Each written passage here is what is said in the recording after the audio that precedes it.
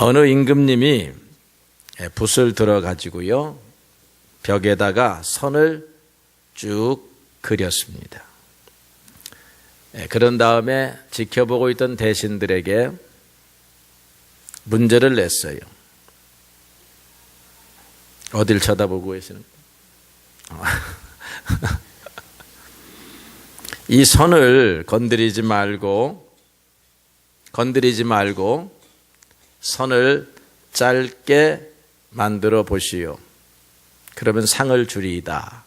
그렇게 문제를 냈어요. 선을 그어놓고 선을 건드리지 말고 이것을 짧게 만들면 상을 주겠다고 했습니다. 대신들은 당황을 했습니다. 황당한 표정입니다. 불가능한 일이에요. 도무지 할 수 없다라고 말할 즈음에 한 사람이 앞에 나섰습니다. 그리고는 임금님이 들었던 그 붓을 자기도 탁 들고 그 밑에다가 임금님이 그어놓은 선 밑에다가 그 선보다 2배나 길게 선을 그었습니다. 임금님이 그은 선을 털끝만큼도 건드리지 않았습니다. 놀랍게도 더 긴 선이 그어지자 임금님이 그은 선은 상대적으로 아주 짧아 보였습니다. 생각을 바꾸니까요 임금님이 그은 선을 건드리지 아니하고 짧게 만든 것입니다. 오늘 예수님이요 아무런 준비도 하지 아니한 제자들에게 5,000명 이상의 사람들에게 먹을 것을 주라 그렇게 명령을 했습니다. 너희가 먹을 것을 주라.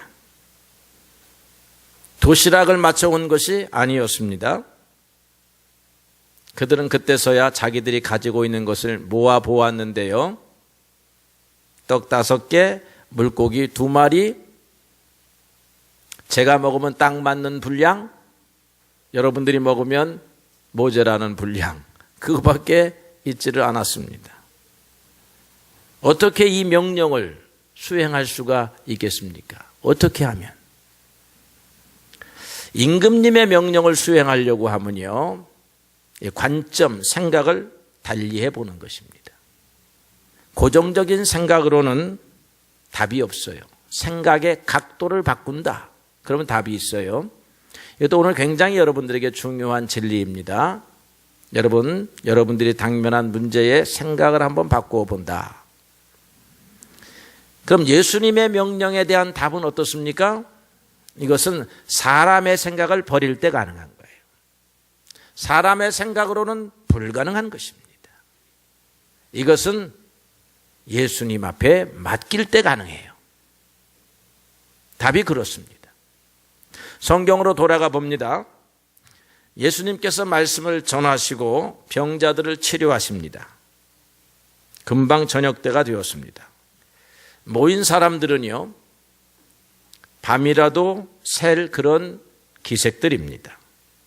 그런데 저녁 때가 되니까 현실적인 문제가 봉착합니다. 저녁 식사의 문제입니다. 제자들이 먼저 배고픔을 느꼈는지 예수님께 말씀을 드립니다. 저녁 때가 지났습니다.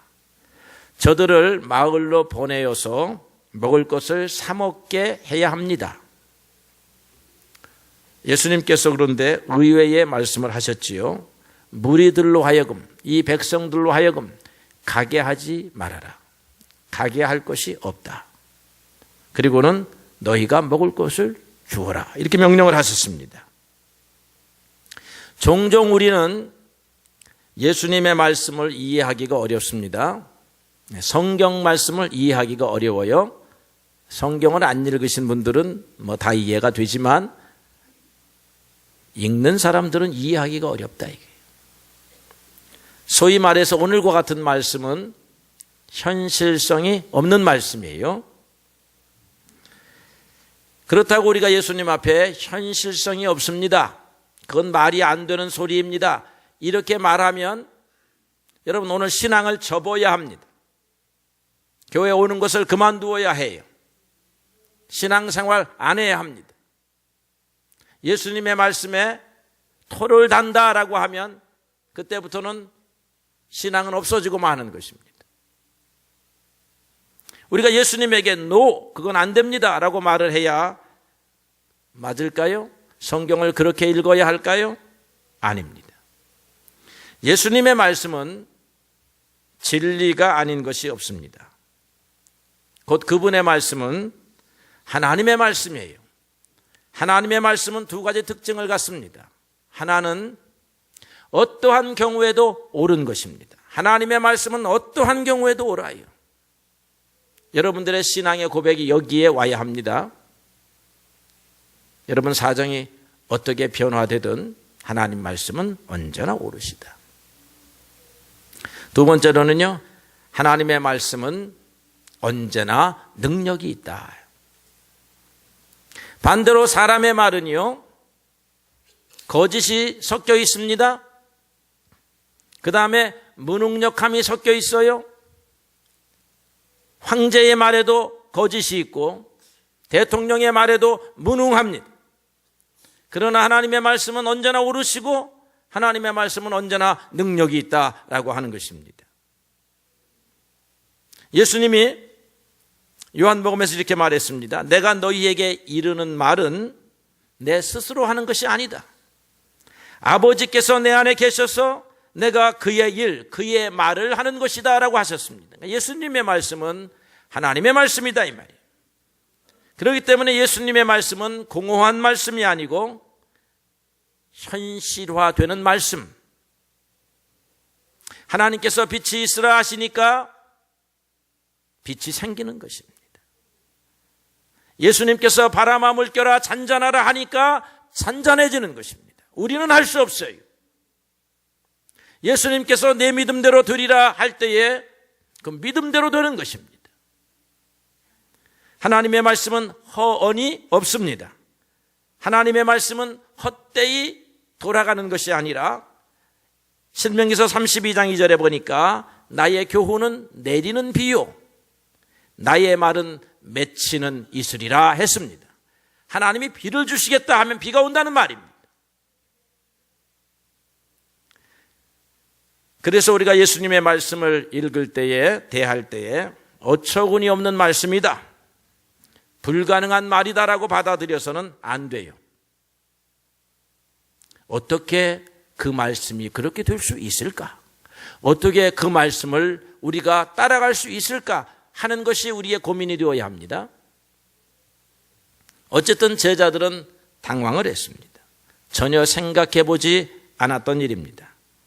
그래서 제자들은 예수님이 혹시 우리의 사정을 모르시는가 보다, 예수님은 늘 하늘의 일만 생각하시니까 현실 감각이 떨어진다. 그래서 예수님께 말합니다. 예수님, 우리가 가진 것은요, 떡 5개와 물고기 2마리 뿐입니다. 뿐이에요 하고 강조를 한 듯해요. 그렇습니다. 그들이 가진 음식의 양은요, 한 사람의 식량에 불과했습니다. 어떻게 여자와 어린아이를 빼고도 5,000명이나 된다라고 하는 이 무리들을 먹일 수가 있겠습니까? 예수님은 그럼 이 사실을 몰랐을까요? 모르고 하신 말씀이 아니죠. 제자들은 아마도 자신들은 물론이거니와 예수님에게도 불가능한 이야기다, 예수님이 하신다 하여도 불가능한 일이다 라고 생각했을 것입니다. 우리가 모세의 이야기를 한번 생각해 봅시다. 이스라엘 백성들이 먹을 것이 없으니까 먹을 것을 주십시오 라고 하니까 하나님께서 만나를 주셨습니다. 만나를 주고 나니까 만나는 과자와 같은 것이고 떡과 같은 것이어서 고기가 먹고 싶었습니다. 그래서 고기도 달라 이렇게 말합니다. 근데 이제 원망하면서 달라니까 모세가 백성들의 원망에 이기지 못해서 하나님 앞에 나아가서, 하나님, 이 백성들을 내가 나갔습니까? 내가 이 백성들의 아비입니까? 왜 내가 이 백성들의 원망을 들어야 합니까? 이제는 고기 달라고 합니다. 그렇게 이제 탄식하며 기도를 하니까 하나님께서 주겠다 그랬습니다. 고기 내가 주리라. 너희들 하루치를 원하는 것 같은데 한 달치 주겠다 이렇게 말씀을 하셔요. 이 말을 듣고 모세가 감사합니다 하지 않고 깜짝 놀랐습니다. 어떻게 놀랐는가 했더니요, 민수기 11장 21절 22절에 이렇게 기록했습니다. 하나님, 나와 함께 있는 이 백성의 수가요 60만 명입니다. 주님의 말씀이 한 달 동안 고기를 주어서 먹게 하시겠다 하셨는데 양떼와 소떼를 다 잡은들 가능하겠으며 바다의 모든 고기를 잡아온들 가능하겠습니까? 라고 그렇게 묻습니다. 모세까지도요, 모세조차도 하나님의 말씀에 의문을 제기합니다. 하나님이 모세 같은 줄 아는 거예요. 하나님이 인생 같은 줄 아는 것입니다.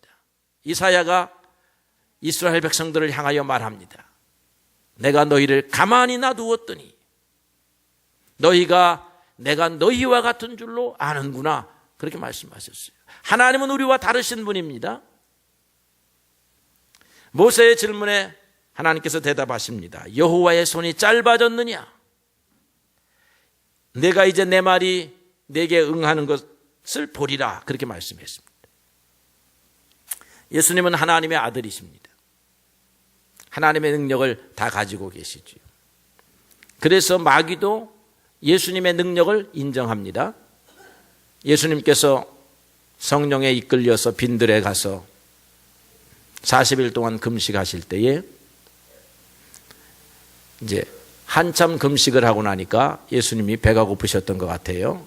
이가 배가 고픈 것이 이렇게 예수님의 일거수일투족을 살펴보고 있는 사탄에게 이렇게 정보가 포착이 된 거예요. 아, 예수가 배가 고픈 모양이구나. 이때 내가 그를 시험하러 갈 수 있겠다 하고서는 예수 앞으로 나타납니다. 시험합니다. 하나님의 아들이시라면서 내가 알고 있는 하나님의 아들은 이 돌들을 가지고도 떡을 만들 수 있는데 여기 널려 있는 게 돌이 아니야. 이 돌을 가지고 떡을 만들어 먹으면 될 것 아니야. 하나님은 그런 능력인데, 하나님의 아들은 그런 능력을 갖고 있는데, 이걸 보면요, 하나님의 아들은 돌을 가지고도 떡을 만드실 수 있는 분이십니다. 예수님이 이스라엘 백성들 바리새인들에게 말합니다. 너희들이 속으로 아브라함의 자손이라고 여기지 말아라. 하나님은 이 돌들을 가지고도 아브라함의 자손을 만들 수가 있다. 그냥 니네들 말 안 들으면 싹 없애버리고 새로 아브라함의 자손 만들면 된다는 그런 이야기입니다. 우리가 어떻게 만들어졌습니까? 흙으로 만들어졌습니다. 하나님이 흙으로 우리를 오늘 이렇게 만드신 거예요. 하나님의 능력은 무소불위의 능력이십니다. 우리가 상상할 수 없는 능력이다. 온 우주와 천지를 만드신 능력이다라고 하는 것입니다. 떡 5개와 물고기 2마리로도요 10,000명에 이르르는 사람을 먹이실 수 있는 분이 예수님입니다. 오늘 예수님은 하나님께서 모세에게 믿음을 요구하신 것처럼 오늘 당신의 제자들에게도, 오늘 말씀을 듣고 있는 여러분들에게도 믿음을 요구하십니다. 그리고 하나님께서, 예수님께서 오늘 너희가 먹을 것을 주라, 여러분들에게도 명령하십니다. 주님 말씀을 믿는데요, 어떻게 우리가 다른 사람을 먹일 수가 있습니까? 저는 우리 교회 성도들이요, 다른 사람에게 먹을 것을 주는 사람이 되기를 원합니다. 다른 사람으로부터 먹을 것을 공급받는 사람이 되기를 원치 않습니다. 물론 여러분들이 주고 주었을 때에 감사한 마음으로 반대로 돌아오는 것은 여러분들이 받을 수 있지만, 여러분들이 생활이 비난하고 가난해가지고 아무것도 없어서 날마다 1년 365일 그리고 70년의 전생애를 먹을 것을 바라보는 그런 사람이 되지 말고 먹을 것을 주는 사람, 나누어 주는 사람이 되기를 주님의 이름으로 축복합니다. 가능하다는 것입니다. 먹을 것을 너희들이 주라고 하셨으니 이 말씀을 믿는 자들에게는 가능하다라고 하는 것입니다.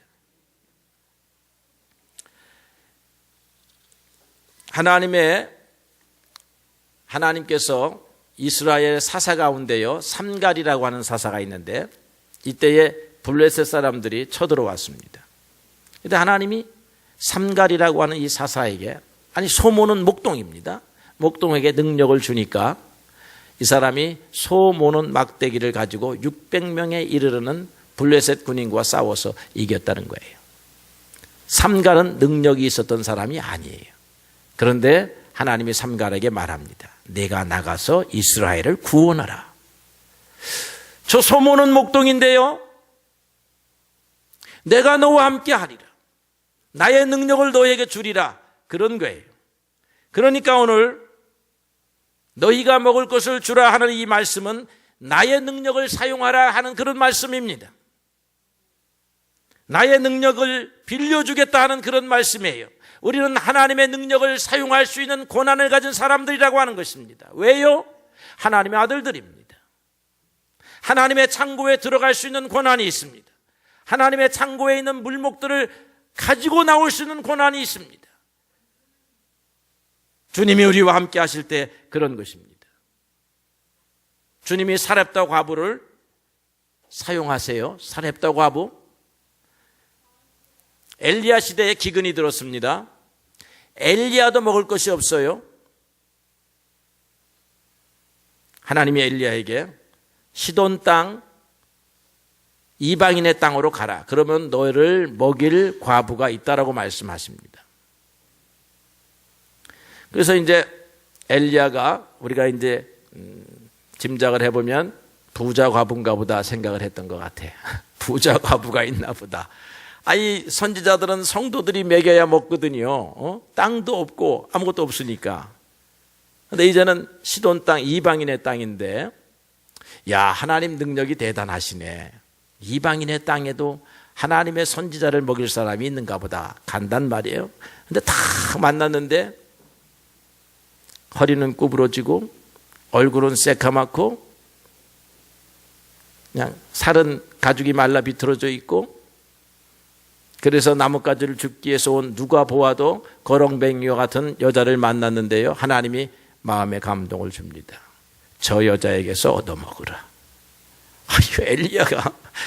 이게 엘리야가 보통 사람, 저 같은 사람이면요, 주님 내가 주어야 하지 저 여자 것을 어떻게 먹겠습니까? 이랬을 것 같아요. 그런데 주님은 농담을 하시는 분이 아니십니다. 저 여자가 너의 먹을 것을 공급할 여자이다.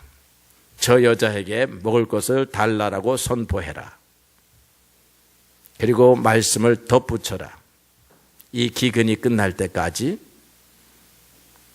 내 밀가루통이 마르지 아니하며 내 기름통이 마르지 아니할 것이다라고 선포해라. 이렇게 말씀했다는 거예요.